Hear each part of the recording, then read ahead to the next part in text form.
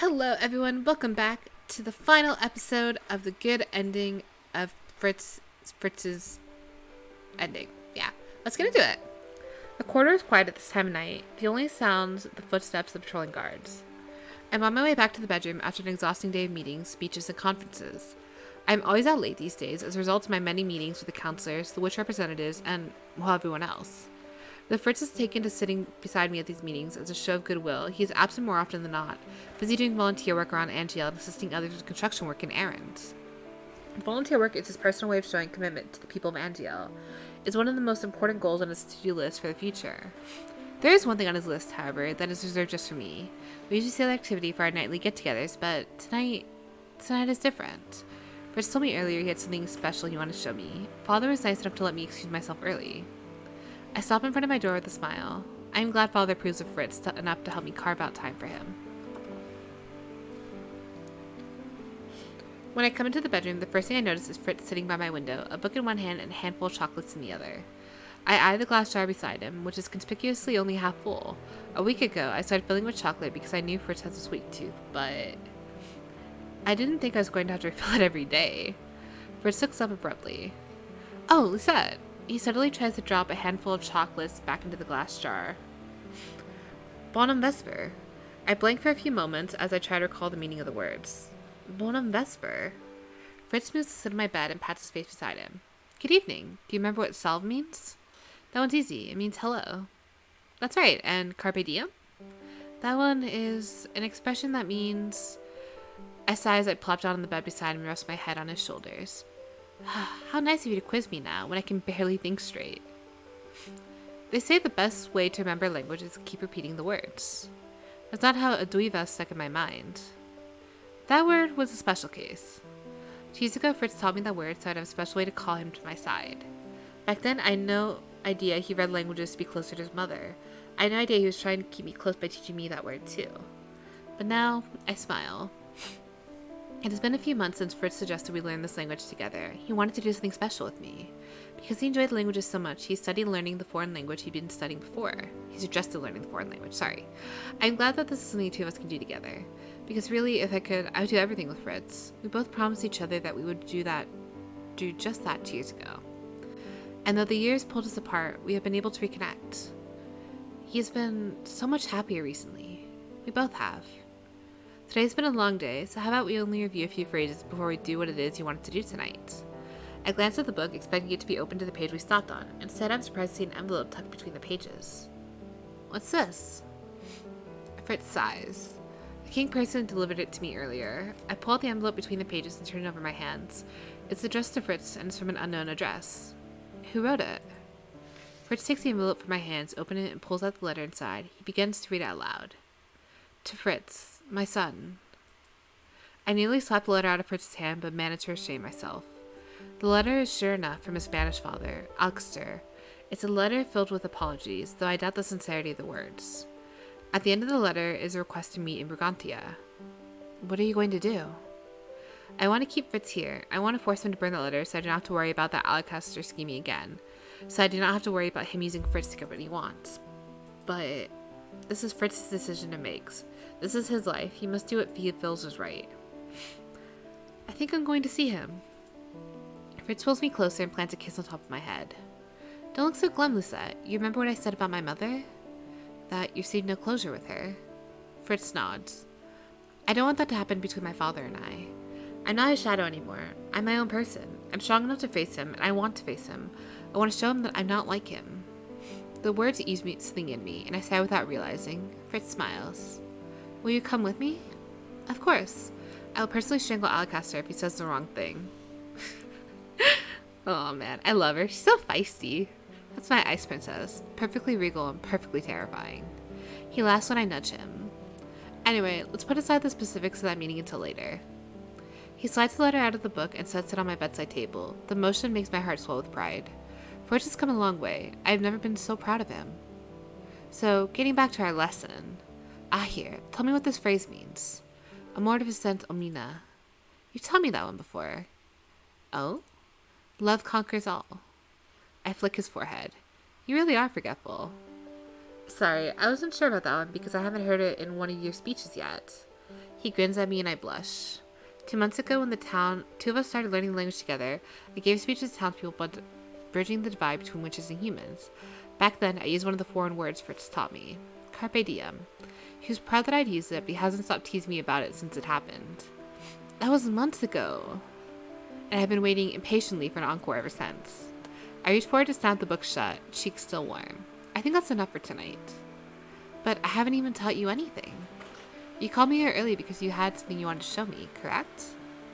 I stand and have the hand on my hip. Fritz looks at me for a few moments, thoughtful. It may just be my imagination, but his expression seems terse, if not anxious. Fritz? After a few moments, the anxiety fades, replaced with a soft glimmer of confidence. I'm ready.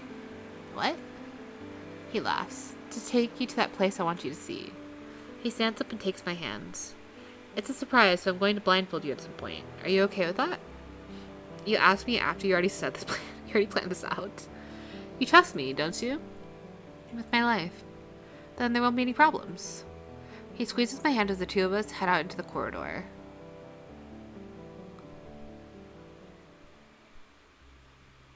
I'm surprised when Fritz bypasses all the palace corridors, leads me through a quiet street in town, and then all the way to the forest.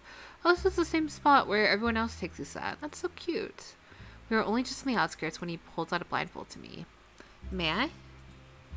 Do you not think anyone at the palace will worry about us? Fritz's smile never falters. No, I don't. Maybe you already spoke to them about this? I relax as Fritz ties the blindfold around my eyes. For a few moments, there's nothing but the warmth of his chest against my back and the feeling of his fingers ghosting over my arm. He leans down to plant a kiss on the nape of my neck and then grabs my hand. He begins to lead me forward, walking more slowly than I can keep up. Is this really necessary? Absolutely.